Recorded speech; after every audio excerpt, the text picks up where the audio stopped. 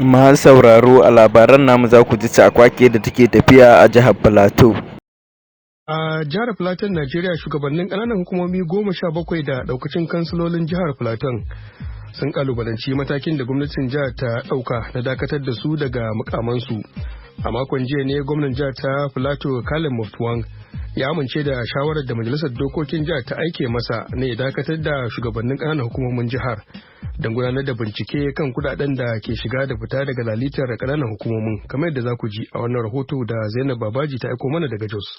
A taron manema labarai da suka gudanar, shugaban kungiyar shugabannin ƙananan hukumomi a jihar Filato, Miscom Alex Nantuam, wanda shine shugaban ƙaramar hukumar Shandam, ya ce sun sami takardar gayyata daga majalisar dokoki, amma kafin su tattara bayanansu sai suka ga takardar dakatar da su a kafafen sada zumunta na zamani bisa amincewar gwamnan jihar. A dokance gwamnati ba ta da yanci ta cire mu a wannan wurin.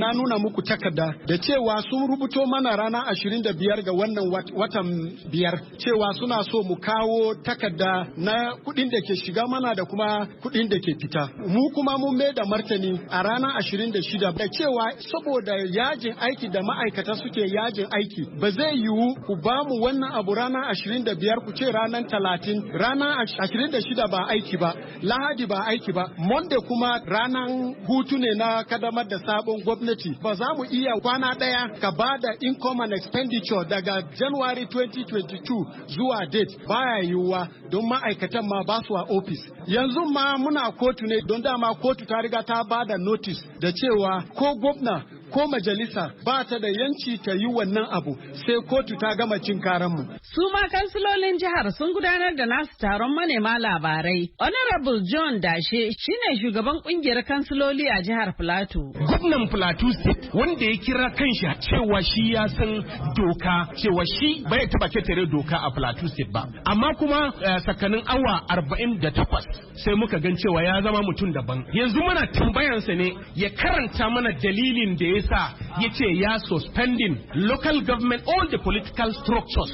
Sunana Honorable Moses Dachun Dadon, Chairman na Conference of Leaders, Plateau State. Mu ne muna da haƙƙi na cikin chairman that is elected a local government ba state house of assembly. Kuma abin da ya sa yana faruwa haka, local government as the top tier na gwamnati an dauke ta kamun kaya ne, kamun waya ne na aljihun gwamna, and bai kamata ya zama haka ba based on doka. Shi yasa muna kiran gwamnati yanzu a ba da total autonomy a local government. Lauya mai zaman kansa a Jos, Barista Yakubu Sale Bawa, ya mun fashin baki kan abin da dokar ƙasa ta ce game da dakatar da shugabannin ƙananan hukumomin. Sashe na 7 na kundin tsarin mulkin Najeriya ya tabbatar da local government ita ce ainihin ta demokradiyya, idan aka ce democratically elected. Don haka gwamna baya da hurumi, bai da iko, bai da dama ya dakatar ko kuma ya cire local government da chamomi ko kuma kansuloli. Wannan dambarwan, wannan sarƙaƙiyar da suka samu kanta an taɓa yin ta a jihar Katsina lokacin gwamna Aminu Bello Masari. A ƙarshe suka je kotu koli ta gaba ɗaya ta ƙasa, wato Supreme Court. A nan sai kotu ta ce ba a yi, ko da kuna da korafi ko kuma kuna zargin cewa sun yi almandahana ko sun yi waso da kuɗin jama'a, gwamna bai da iko ya cire su. Kotu ce kaɗai za ta warware wannan takaddama, inda wasu bayanai ke cewa tuni ma gwamnati ta zayyana sunayen shugabannin riko da za ta aiki a ƙananan hukumomin.